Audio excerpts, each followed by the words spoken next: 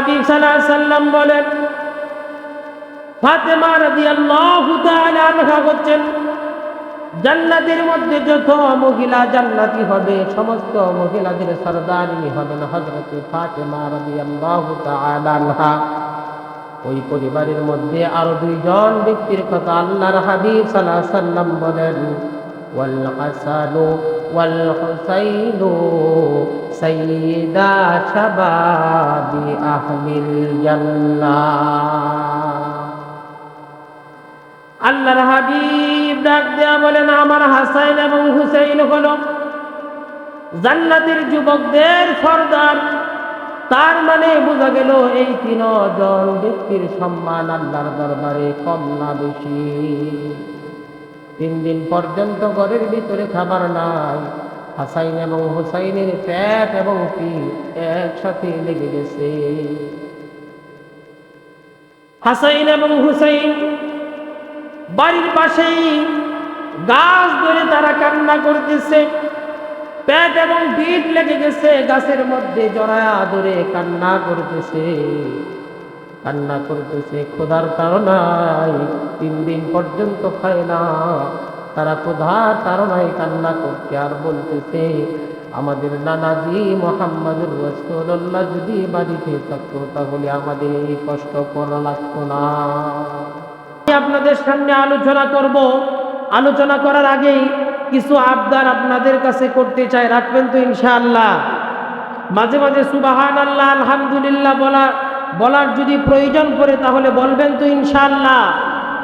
সুবহানাল্লাহ আলহামদুলিল্লাহ বলার দ্বারা লাভ আছে না নাই? লাভ আছে না নাই? আল্লাহর হাবিব সাল্লাল্লাহু আলাইহি ওয়াসাল্লাম বলেন, যে ব্যক্তি দুনিয়াতে একবার সুবহানাল্লাহ পড়ে, আল্লাহর হাবিব সাল্লাল্লাহু আলাইহি ওয়াসাল্লাম বলেন, আসমান এবং জমিনের মধ্যবর্তী যখন ফাঁকা জায়গা আছে, আল্লাহ রাব্বুল আলামিন সুবহানাল্লাহ বলনেওয়ালা ব্যক্তির আমলনামায় ফাঁকা জায়গা পরিমাণ নেকি দিয়ে আল্লাহ ভরপুর করে দেন। আল্লাহর হাবিব সাল্লাল্লাহু আলাইহি ওয়াসাল্লাম অন্য হাদিসের মধ্যে বলেন, যে ব্যক্তি একবার সুবহানাল্লাহ পড়ে ওই ব্যক্তিকে আল্লাহ তাআলা আরো এমন পুরস্কার আল্লাহ দান করেন। আল্লাহর হাবিব সাল্লাল্লাহু আলাইহি ওয়াসাল্লাম বলেন, যে ব্যক্তি দুনিয়াতে একবার সুবহানাল্লাহ পড়ে আল্লাহ রাব্বুল আলামিন মিজানের একটা পাল্লাকে নেকি দিয়ে ভরপুর করে দেন। আল্লাহর নবী এই হাদিসের মধ্যে বলেন, যে ব্যক্তি সুবহানাল্লাহর পরে আবার আলহামদুলিল্লাহ পরে, আল্লাহর হাবিব সাল্লাল্লাহু আলাইহি ওয়াসাল্লাম বলেন, আল্লাহ রাব্বুল আলামিন তাকে মিজানের দুটোটা পাল্লা নেকি দিয়ে ভরপুর করে দেন। এজন্য সুবহানাল্লাহ আলহামদুলিল্লাহ বলার দ্বারা লাভ আছে না নাই? বলার দরকার আছে না নাই? বললে যিনি খুশি হয় তিনি কে? আবার যিনি বেজার হয় তিনি কে? বেজার হয় কেনা? শয়তান। বেজার হয় কে? শয়তান। দেখেন না, শাহজালালের একবার আল্লাহু আকবারের ধ্বনিতে বই গোবিন্দের রাজপ্রাসাদ ভেঙে চুরমার হয়ে গেছে। সুবহানাল্লাহ। মুসলমান যদি এখনো গর্জন তুলে শাহজালালের মতো, এখনো ইহুদি খ্রিস্টান নাসারা বৌদ্ধদের আস্তানা ভেঙে চুরমার যিনি করে দিতে পারেন তিনি কে? এজন্য আওয়াজকে বন্ধ করার দরকার আছে না নাই? অপশক্তিকে জানিয়ে দিতে হয়, মুসলমান এখনো শাহজালালের ইয়ামানির মতো ইমানদার এখনো আছে। কথা বলেন ঠিক কিনা? এজন্য আমাদের কণ্ঠগুলাকে আমরা আল্লাহর জন্য উজাড় করে দেব ইনশাআল্লাহ। আরেকটি আবদার হচ্ছে, আল্লাহর হাবিব সাল্লাল্লাহু আলাইহি ওয়াসাল্লাম বলেন, সাহাবীদেরকে আল্লাহর হাবিব ডাক দেয়া বলেন, ও আমার সাহাবীরা, তোমরা যখন ফরজ নামাজ আদায় করবে, এই ফরজ নামাজ আদায় করার পর ওই জায়গাটাকে ত্যাগ করে সুন্নাত নামাজের নিয়ত করবে। সাহাবায়ে কেরাম রাদিয়াল্লাহু তাআলা আনহু জিজ্ঞাসা করলেন, আল্লাহর হাবিব, ফরজ জায়গায় যেই জায়গায় গিয়ে নামাজ আদায় করব সেই জায়গা থেকে ত্যাগ করে কেন অন্যত্র গিয়ে সুন্নত আদায় করব?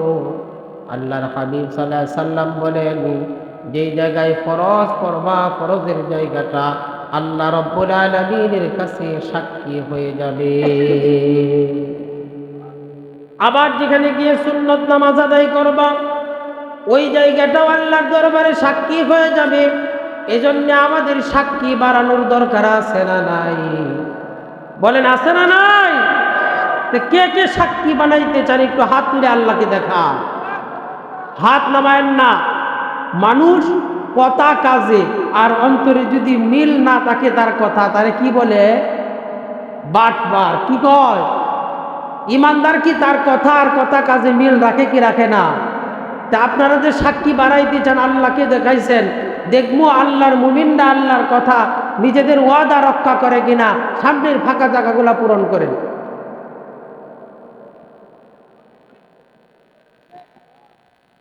একজন মানুষ এদিক সেদিক করবেন না, দেখবো ওয়াদা ঠিক আছে কিনা। আর যদি যেখানে বসে থাকেন একটু লড়েন, তাহলে ওয়াদা ঠিক থাকবে। একটু সামনের দিকে অগ্রসর হন,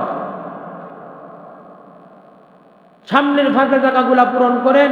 আলহামদুলিল্লাহ, আমার অত্যন্ত মহাব্বতের ব্যক্তি উস্তাদ সমতুল্য হজরতুল আল্লাম হজরত মাওলানা রিজওয়ান রফিকি সাহেব দামাত বরকাতুহুম, তিনি অত্যন্ত চমৎকার আলোচনা করে গিয়েছেন। হুজুরদের আলোচনার পরে আর কোনো আলোচনা থাকে না, কথা বলেন ঠিক কিনা? এরা হলেন জাতির রাহাবার, কথা বলেন ঠিক কিনা? এরা এক একটা এলাকার জন্য হচ্ছেন শাহজালাল ইয়ামানি, কথা বলেন ঠিক কিনা? এরা যেই জায়গায় থাকে, যেখানে গিয়ে পা রাখে, ওখানের শয়তানগুলা থর থর করে কাঁপতে থাকে, কথা বলেন ঠিক কিনা? আপনারা কথা বলেন না কেন?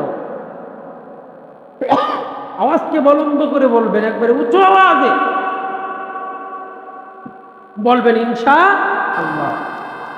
আমি আপনাদের সামনে যেই সূরা থেকে আলোচনা করার নিয়ত করেছি, সেই সূরাটার আয়াত তেলাওয়াত করেছি, এই সূরার নাম হচ্ছে সূরাতুন নাহাল।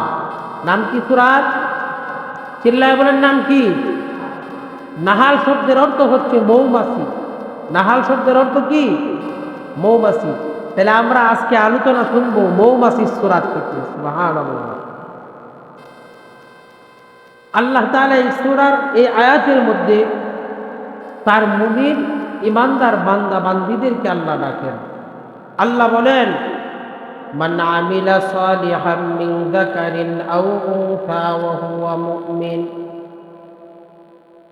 আল্লাহ রাব্বুল আলামিন বলেন, মান আমিলা, যে ব্যক্তি নেক আমল করে, যে ব্যক্তি আমলে সালেহ করে, পুরুষ অথবা নারী যেই হোক না কেন, আল্লাহ বলেন ওয়া হুয়া মুমিন, সে যদি মুমিন হয়, আল্লাহ রাব্বুল আলামিন বলেন আমি ওই বান্দা বান্দিকে দুইটা পুরস্কার দান করব। কয়টা পুরস্কার? আল্লাহ রাব্বুল আলামিন দুইটা পুরস্কার আল্লাহ দান করবেন। এক নাম্বার পুরস্কার আল্লাহ তাআলা বলেন, মান আমিলা সালিহাম মিন যাকারিন আও উনসা ওয়া হুয়া মুমিন ফালানুহইয়ান্নাহু হায়াতান তাইয়্যিবা। আল্লাহ তাআলা বলেন আমি আমার বান্দা বান্দিকে এক নাম্বার পুরস্কার যেটা দান করব, এই পুরস্কারের নাম হচ্ছে হায়াতান তাইয়্যিবা। মুফাসসিরিনে কেরাম বলেন হায়াতান তাইয়্যিবার অর্থ হচ্ছে এমন হায়াত আল্লাহ তাআলা আমাদেরকে দিবেন, যে হায়াতের জিন্দেগিতে কখনো রিজিকের অভাব থাকবে না। আমাদের জিন্দেগিতে রিজিকের অভাব আছে না? নাই। আল্লাহ বলেন ওই বান্দা বান্দিকে আমি রিজিকের অভাব রাখবো না। আল্লাহ বলছেন নেক আমল যে ব্যক্তি করে তার রিজিকের অভাব রাখবে না। কিন্তু আমরা আল্লাহকে জানাই, আল্লাহ আমরা নেক আমল করব না, আমরা হারাম কাজের সাথে সম্পৃক্ত থাকব, তোমার রিজিকের আমাদের দরকার নাই, আমরা নিজেরাই রিজিক তালাশ করে নেব। এমন ব্যক্তি আমাদের দেশে আছে না নাই? এই লোকগুলা হলো সুদি কারবারের লোক, আমাদের দেশে আছে না নাই?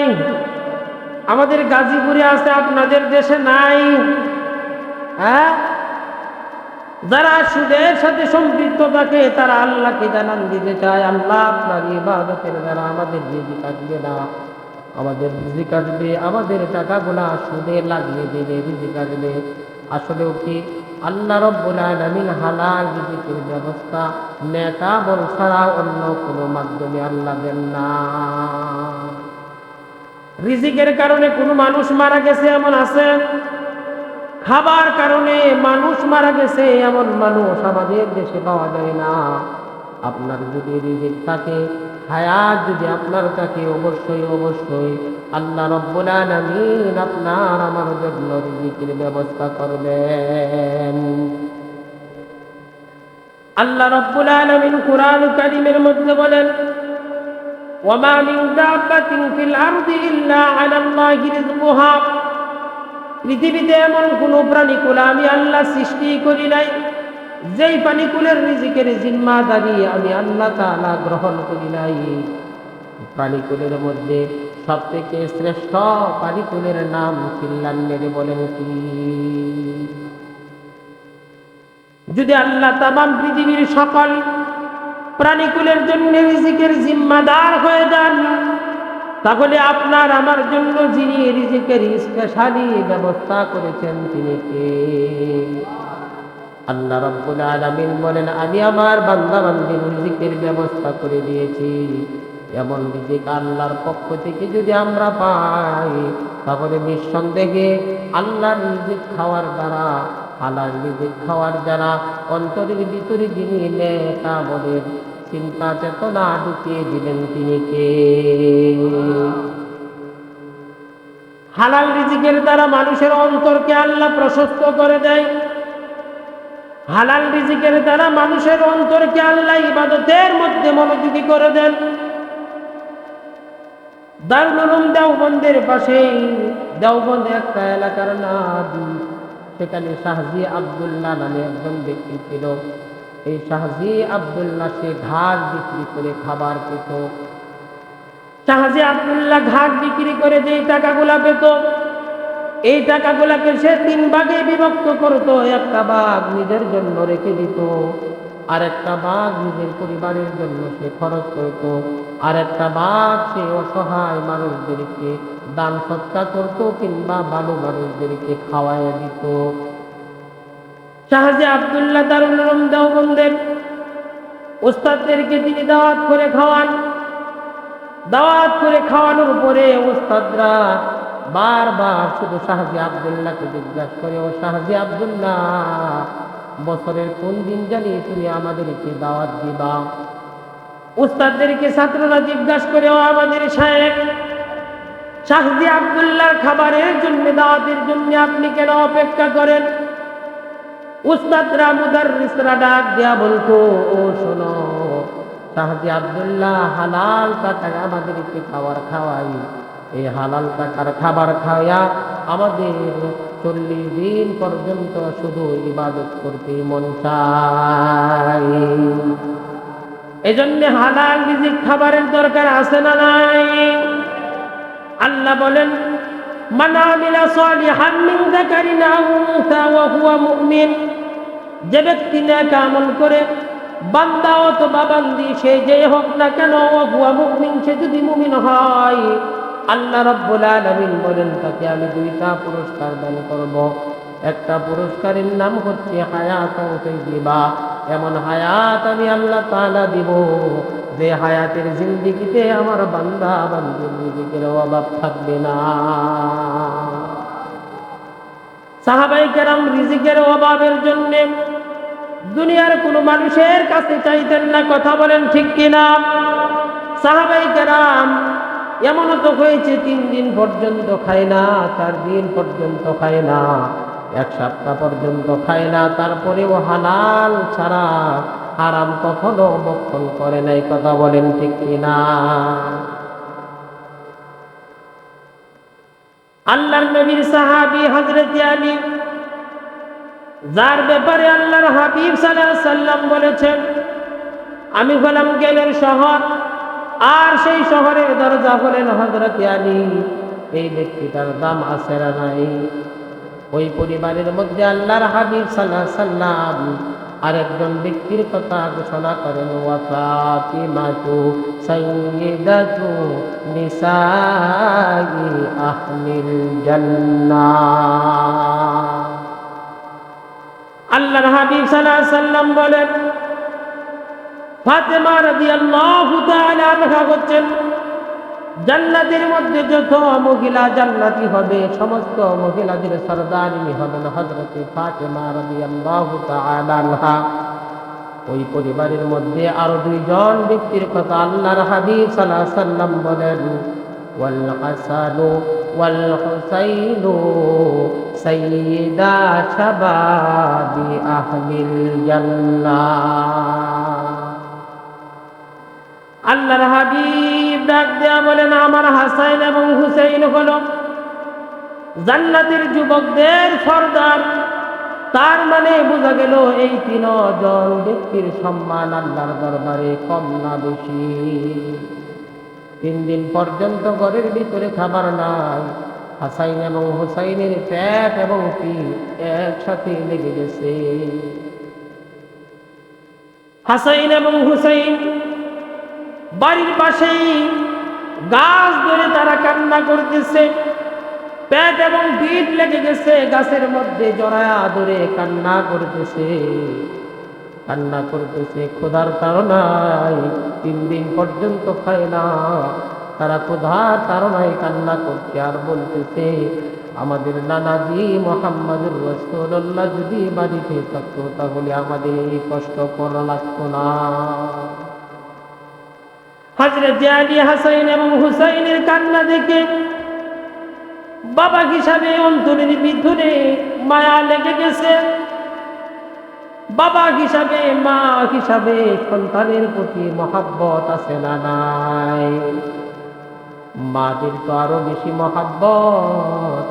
আল্লাহর হাবিব সাল্লাল্লাহু আলাইহি সাল্লাম বলছেন, পৃথিবীর মধ্যে তুমি আমি যারা আসছি আমাদের এই আশার 1 নাম্বার রহম যিনি করেছেন তিনি হলেন আল্লাহ। 2 নাম্বার আপনার আমার উপরে যিনি রহম করেছেন তিনি হলেন আমার মা। আল্লাহ বলছেন, ওয়া ওয়াসাইনাল ইনসানা বিওয়ালিদাইহি হামালাতুহু উম্মুহু ওয়াহনান আলা ওয়াহনিন ওয়া ফিসালুহু আমাইনি আনিশকুর লি ওয়া লিওয়ালিদাইহি ইলাইয়াল মাসির। আল্লাহ রাব্বুল আলামিন বলেন, ও পৃথিবীর মানুষ, তোমাদের এই পৃথিবীতে আসার জন্য তোমাদের মা কষ্টের পর কষ্ট সহ্য করে তোমাদের এই পৃথিবীর আলো দেখিয়েছে। বিজ্ঞান আরো চমৎকার তথ্য দেয়। বিজ্ঞান মানুষদেরকে ডাক দেয়া বলো, পৃথিবীর মানুষ শোনো, তোমাদের মারা কেমন কষ্ট করেছে। আমরা জানি আমরা মাত্র 1 ফোঁটা নাপাক পানি থেকে সৃষ্টি হয়েছি, কথা বলেন ঠিক কিনা? বিজ্ঞান বলছে, আমরা গবেষণা করে দেখেছি, না না না, 1 ফোঁটা নাপাক পানি সৃষ্টি হওয়ার আগে আল্লাহর অন্য একটা কুদরত আপনারা আমার জন্য কাজ করেছে। বিজ্ঞান বলে আমরা গবেষণা করে দেখেছি আল্লাহ রাব্বুল আলামিন মানুষকে মাটির নির্যাস থেকে সৃষ্টি করেছেন। আমরা মাটির মধ্যে বিভিন্ন ফল ফলাদির গাছ বুনি কি বুনি না? বিজ্ঞান বলে আমরা গবেষণা করে দেখেছি ওই ফল গাছ থেকে যে ফল হয় এই ফল হওয়ার পরে আপনার আমার বাবা মা বক্ষণ করার কারণে আমার আপনার বাবার দেহের ভিতরে আল্লাহ রাব্বুল আলামিন 1 প্রকার শক্তি দান করেছেন। বিজ্ঞান বলে 1 প্রকার শক্তি দান করার পরে আপনার আমার মা বাবা 2 জন যখন আনন্দ বিনোদনের মধ্যে লিপ্ত হয়, বিজ্ঞান বলে এই আনন্দ বিনোদনের মাধ্যমে 1 ফোঁটা নাপাক পানি মার জরায়ুর ভিতরে প্রবেশ করে যায়। বিজ্ঞান বলে জরায়ুর ভিতরে বাচ্চা ধরে না। আমরা গবেষণা করে দেখলাম জরায়ুর ভিতরে মাত্র 40 দিন পর্যন্ত নাপাক পানিটা থাকে। বিজ্ঞান বলে 40 দিন পরে এবার এই নাপাক পানিটা মার রেহেমের ভিতরে ঢুকিয়ে দেওয়া হয়। মার রেহেমের ভিতরে ঢুকিয়ে দেওয়া হয়। বিজ্ঞান বলে এতদিন পর্যন্ত যে নাপাক পানিটা মার জরায়ুর ভিতরে ছিল, এখানে এক ফোঁটা নাপাক পানির মধ্যে 2 কোটি শুক্রাণু ছিল। কয় কোটি শুক্রাণু? 2 কোটি। বিজ্ঞান বলছে 2 কোটি শুক্রাণু, তার মানে 2 কোটি বাচ্চা।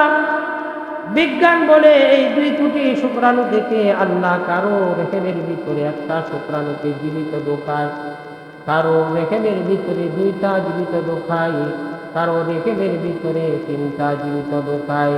যেটা শুক্রাণু জীবিত মার রেহেমের ভিতরে ঢোকানো হয়, ওইটা সন্তানই মার গর্ভ থেকে পৃথিবীতে আগমন করে।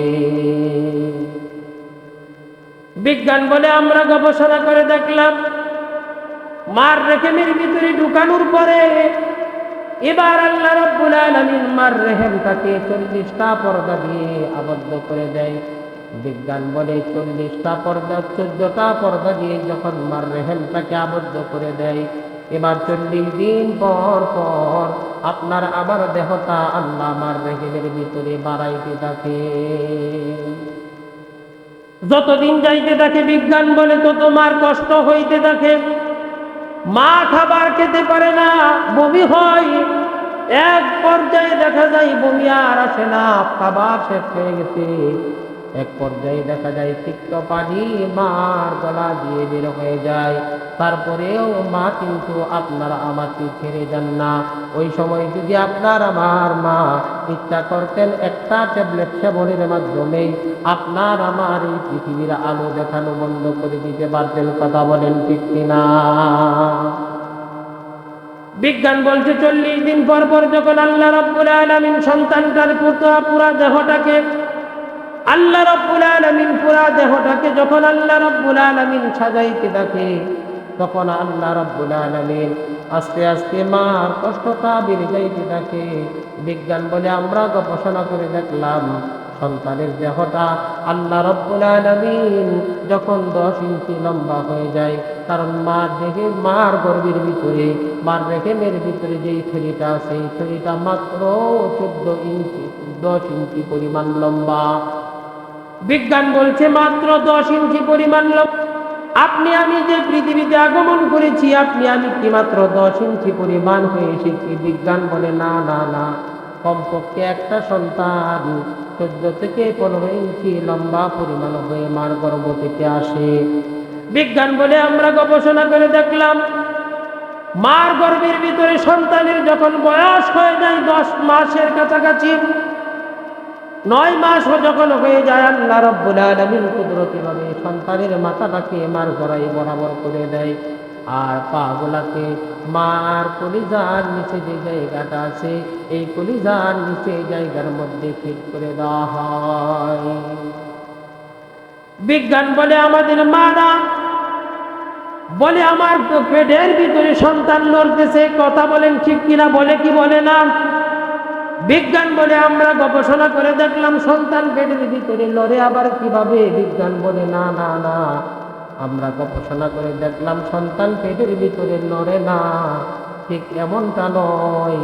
বিজ্ঞান বলে আমরা গবেষণা চালায় দেখলাম সন্তানের পাগুলা যে কলিজার নিচে দেওয়া হয়েছে, এই কলিজার মধ্যে জায়গা না থাকার কারণে সন্তান মার কলিজার মধ্যে লাথি মারতে থাকে। বিজ্ঞান বলে আমরা গবেষণা করে দেখলাম সন্তানে একটা লাথি মারে না, 2টা লাথি মারে না, 4500 বার লাথি মারে। বিজ্ঞান বলে এই 4500 বার লাথির মধ্যে ঐতিহাসিক 3টা লাথি আছে। বিজ্ঞান বলে এই 3টা লাথি মারার পর মা মনে করে দুনিয়াতে আমি আর বাঁচব না।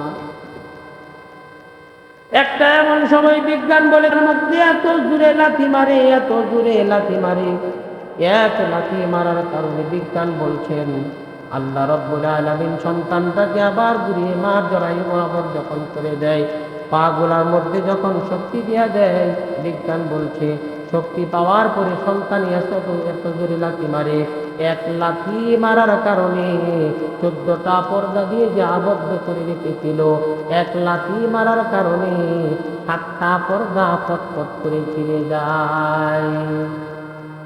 যখন একটা লাথি মারে মা মনে করে পেটের ব্যথা শুরু হয়, আশেপাশের মানুষগুলা বলে রে প্রসব বেদনা শুরু হয়েছে। ব্যথার কারণে মা কান্না করতে থাকে আর বলতে থাকে, আমার স্বামী কোথায়? ওগো আমার স্বামী, মনে হয় আমি আর এই পৃথিবীতে বাঁচব না, আমার সন্তানটাকে তুমি দেখে রাখো। মা কান্নাকাটি করতে থাকে। বিজ্ঞান বলে এবার সন্তান আরেকটা এমন জুড়ে লাথি মারে, আরেক লাথি মারার কারণে অন্য 7টা পর্দাও ছিঁড়ে যায়। সাথে সাথে মার জরায়ুর মুখ থেকে 1 থেকে 1.5 কেজি রক্ত বের হয়ে যায়। এই যুবক ভাই, তুমি তোমার মার গর্ভ থেকে জন্ম হওয়ার আগেই 1 থেকে 1.5 কেজি রক্ত বের করে ফেলছ। এরপরেও তোমার সন্তানটা উম্মুন বলে চিল্লান মারল। উম্মুন শব্দের অর্থ হচ্ছে মা। সন্তানটা যখন উম্মুন বলে চিল্লান মারছে, বিজ্ঞান বলে আমরা সন্তানের মুখের ভিতরে একটা মেশিন লাগাইলাম আর মার কলিজার মধ্যে একটা মেশিন লাগাইলাম। সন্তানটা উম্মুন বলে চিল্লান মারছে। বিজ্ঞান বলে আমরা গবেষণা করে দেখলাম এই চিল্লানটা আল্লাহ কুদরতি ভাবে সন্তানের মার কান দিয়ে মার কলিজার মধ্যে আল্লাহ তাআলা প্রবেশ করায়া দেয়। 4,500 বার লাথি মারার কারণে সেখানে একটা গা হয়ে যায়। কি হয়? গা হয়ে যায়। বিজ্ঞান বলে উম্মুন বলে একবার চিল্লান মারছে, একবার চিল্লান মারার কারণে ওইটা যাওয়ার সাথে সাথে আল্লাহ কুদরতি ভাবে ওই গাটা মুহূর্তের মধ্যে আল্লাহ শুকিয়ে দেয়। এ যুবক ভাই, তুমি একবার ডাক দিছ জন্ম হওয়ার পরে, একবার ডাক দেওয়ার কারণে তোমার মা ঘা তুমি শুকিয়ে ফেলছ। দুনিয়াতে এসে তুমি তোমার মাকে কষ্ট না দাও, তাহলে মনে রেখো তোমার মা কি পরিমাণ তোমার প্রতি খুশি হয়ে তোমার জন্য দোয়া করবে। কথা বলেন ঠিক কিনা? এই জন্য মাদেরকে আমরা কষ্ট দিব না ইনশাআল্লাহ। হযরতে আলী ডাক দেয়া বলেন, সবাই ঠিক করে, হ্যাঁ, হযরতে আলী ডাক দেয়া বলেন, দেখেন সন্তানগুলা খাবার যন্ত্রণায় কাতরাইতেছে, ক্ষুধার যন্ত্রণায় কাতরাইতেছে। হযরতে আলী এবার ফাতেমাকে গিয়ে ডাক দিয়া বললেন, ফাতেমা রে, তুমিও তো 3 দিন পর্যন্ত খাও না, আমিও তো 3 দিন পর্যন্ত খাই না। আমাদের ক্ষুধার তাড়নাগুলো আমরা মেনে নিতে পারছি, কিন্তু সন্তানের ক্ষুধার তাড়নাগুলো আমি মেনে নিতে পারলাম না। ফাতেমা রে, আমার তো কোনো কামাই রোজগার নাই, তোমার ঘরের ভিতরে কিছু আসেনি, যাও না, আমি আমার সন্তানগুলাকে একটু খাবারের ব্যবস্থা করি। 3 দিন খাবার দিতে পারে না। 3 দিন পরে গিয়ে ফাতেমাকে বলছে, ফাতেমা তোমার ঘরে কিছু আসেনি, দেও না, দেখি না আমার সন্তানগুলার জন্য একটু খাবারের ব্যবস্থা করি। আমাদের বিবিদেরকে যদি বলা হতো তাহলে কি করতো? ঝাড়ু নিত। কথা কন, হ্যাঁ? 3 দিন তো যাওয়াই লাগতো না, একদিনের পরেই তো দ্বিতীয় দিন আমার বউ আর আমার ঘরে থাকতো না, চলে যাইতো বাবার বাড়িতে। কথা বলেন ঠিক কিনা? হযরতে ফাতেমা ডাক দেয়া বলেন, প্রাণের স্বামী গো, ঘরের ভিতরে কিছু নাই, কিন্তু একটা সিরা চাদরের টুকরা আছে, আপনি দেখতে পারেন এই সিরা চাদরের টুকরাটা বিক্রি করে কিছু খাবারের ব্যবস্থা করতে পারবেন। হযরতে আলী ডাক দেয়া বলেন, ফাতেমা রে, সিরা চাদরের টুকরাটা এনে দাও। হযরতে ফাতেমা হযরত আলীর কাছে সিরা চাদরের টুকরাটা দিয়ে দিল। সিরা চাদরের টুকরাটা যখন দিয়ে দিল, হযরতে আলী ডাক দেয়া বলেন, ফাতেমা রে, তোমার এই সিরা চাদরের টুকরাটা কত দিরহাম বিক্রি করতে পারবো? হযরতে ফাতেমা জান্নাতের মহিলাদের সরদারি ডাক দেয়া বলে, প্রাণের স্বামী, আমার মন বলছে দোকানদার আপনাকে এই সিরা চাদরের বদলায় আপনাকে 30 দিরহাম দিবে। হযরত আলী বাড়ি থেকে রওনা হয়ে গেলেন, বাজারে চলে গেলেন। বাজারে চলে যাওয়ার পরে একটা দোকানে গেলেন বিক্রি করার জন্য। বললেন, এটার দাম কত? দোকানদার এক ঠেলাই বলে ফেললেন, হযরত আলী, এটা আমি কিনতে পারি, মাত্র তোমাকে 30 দিরহাম দাম, তোমাকে 30 দিরহাম দাম দিব। সুবহানাল্লাহ। হযরত আলী এবার 30 দিরহাম দিয়ে বিক্রি করে বাড়ির দিকে রওনা করেছেন। হঠাৎ করে রাস্তার মধ্যে একটা ভিক্ষুক হযরত আলীকে ডাক দেয়া বলে, আলী রে, আমার ঘরের ভিতরে 3 দিন পর্যন্ত আমার সন্তানগুলা খায় না, তুমি যদি আমার কিছু দান করতা তাহলে আমার সন্তানগুলা একটু খাবারের ব্যবস্থা হতো। হযরত আলী ডাক দেয়া বলে, কেমনে দান করব? তুমি জানো নি আমার ঘরের ভিতরে কে খায় না? আমার ঘরের ভিতরে হযরতে ফাতেমা জান্নাতের মহিলাদের সরদার, আমার ঘরের ভিতরে হযরতে হাসাইন এবং হুসাইন জান্নাতের যুবকদের সরদার 3 দিন পর্যন্ত খায় না। হযরতে আলীর কথা শুনে এবার ভিক্ষুক তার ভাষা পরিবর্তন করে ফেলল, বলল, আলী, আল্লাহর হস্তে কিছু দেওয়া যায়নি। হযরতে আলী যখন আল্লাহর নাম শুনল, সাথে সাথে 30 দিরহাম ধরে হযরতে আলী ভিক্ষুককে দান করে দিয়েছেন। হযরতে আলী বাড়ির দিকে রওনা, দান করে মনে খুশি, আবার একটু বেজার, সন্তানগুলাকে কি দিয়ে খাবার দিব। বাড়ির দিকে যাইতেছেন, হঠাৎ করে রাস্তার পাশে একটা সুন্দর উট দেখা যায়। হযরত আলীর নজরটা বারবার শুধু উটের দিকে যায়, আর নিজে হযরত আলী নিজেকেই বলে, ওয়াজ করে, নসিহত করে, এ আলী, তুই এই উটের দিকে তাকাইলে লাভ নাই, কারণ এই উট কেনার মতো তোর কাছে কোনো সামর্থ্য নাই। হযরত আলী এবার উটতে অতিক্রম করে ফেলতেছে, বারবার তাকানোর কারণে উটের মালিক এবার হযরত আলীকে ডাক দেয়া বলে, আলী গো, তোমার এই উটটা কি পছন্দ হয়েছে নাকি? হযরত আলী বলেন, হ্যাঁ পছন্দ হয়েছে, কিন্তু কেনার মতো কোনো সামর্থ্য নাই। হযরত আলী কি এবার ওই উটওয়ালা মালিক ডাক দেয়া বলে, ও গো আলী, তোমার কাছে এই উটটা আমি বাকিতে বিক্রি করে দিলাম।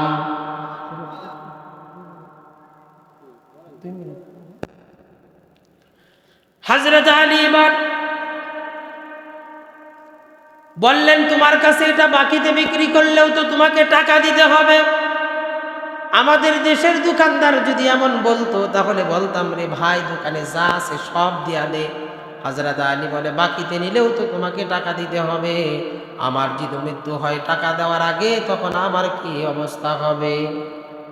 হযরত আলী কি এবার বিক্রেতা ডাক দেয়া বলেন, আলী, দাবি নাই, তুমি এই উট নিয়ে যাও। তোমার যদি এই উটটা তুমি সংসার চালানোর পরে যদি আমাকে দেওয়ার মতো কোনো টাকা হয় তাহলে দিবা, না হইলে কোনো দাবি নাই। যদি তোমার মৃত্যু হয় আমার কোনো আফসোস নাই।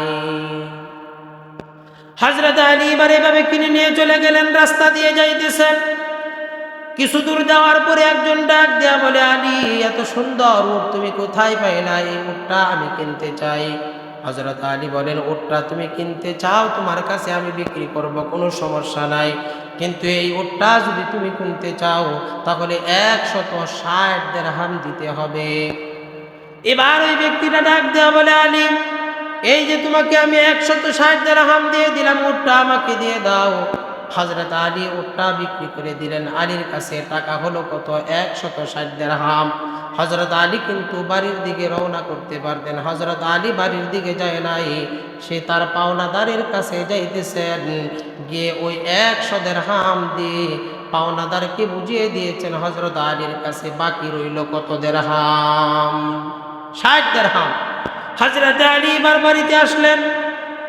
ফাতেমা ডাক দিয়া বলেন, ও আমার স্বামী, 30 দিরহাম দিয়ে বিক্রি হওয়ার কথা, 60 দিরহাম দিয়ে বিক্রি করো কেমন করে? আপনি তো হারাম খান না, কেমনি হলো? হযরত আলী পুরা ঘটনাই খুলে বললেন। হযরতে ফাতেমা টাকা ধরলেন না, বললেন, চলেন বিশ্ব নবীর কাছে যাই। এবার বিশ্ব নবীর কাছে হযরতে আলী এবং ফাতেমা আসলেন। হযরতে আলী এবং ফাতেমাকে দেখে বিশ্ব নবী মুস্কি মুস্কি হাসতেছে। ফাতেমা ডাক দেয়া বলে, আব্বাজান, আপনি মুস্কি মুস্কি হাসেন কেন? হযরতে আলীকে নবীজি ডাক দেয়া বলেন, আলী রে, তোমার সঙ্গে এতক্ষণ পর্যন্ত যা কিছু ঘটনা ঘটেছে, আমার আল্লাহ তাআলা আমাকে কুদরতিভাবে জিবরাইলের মাধ্যমে আল্লাহ পুরা ঘটনা আমি বিশ্ব নবীকে জানিয়ে দিয়ে গিয়েছে।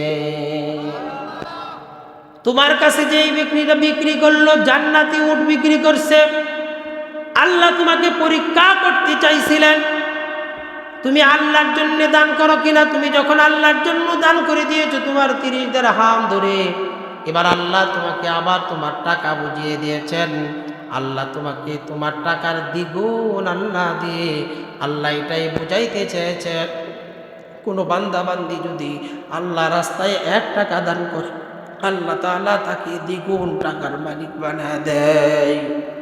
এই জন্য আল্লাহর জন্য আমরা দান করতে রাজি আছি তো ইনশাআল্লাহ। আমি এতক্ষণ পর্যন্ত যেই কথাগুলো বলেছি এই কথাগুলোর উপরে আমাদের সকলকে আমল করবার মতো তৌফিক দান করুন, সকলে বলেন আমিন।